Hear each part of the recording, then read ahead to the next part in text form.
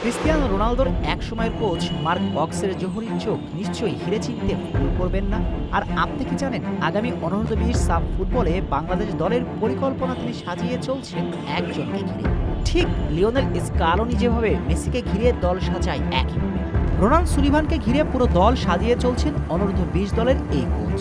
Ronan Sullivan কি তাহলে বাংলাদেশ অনূর্ধ্ব-20 দলের মেসি? উত্তর আপনি যা দেবেন।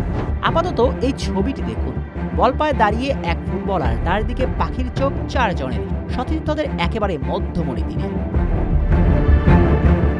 শুধু মাঠ নয়, মাঠের বাইরের টিম হোটেলের লবিতে বসা ছবিতেও সবার আগ্রহের কেন্দ্রবিন্দুতে রোনান। একেবারে আর্জেন্টাইন অধিনায়ক লিওনেল মেসিকে ঘিরে পুরো দল যেভাবে উজ্জীবিত হয়ে ওঠে, বিশ্বস্ত সূত্র বলছে বাংলাদেশ সাফ অনূর্ধ্ব-20 দল রোনান সুলিভানকে ঘিরে উজ্জীবিত হয়ে উঠছে একইভাবে। যখন যেখানে যান, সতীর্থদের ভালোবাসায় আমেরিকা প্রবাসী এই ফুটবলার। আমেরিকার আয়েশি জীবন ছেড়ে এসেছেন, পুরো দেশের মিডিয়ার আগ্রহ তাকে ঘিরে। ওই অর্থে বলতে গেলে রোনান সুলিভান ইতিমধ্যে বাংলাদেশ ফুটবলের তারকা। তবুও তার মনে নেই সামান্য অহংকার।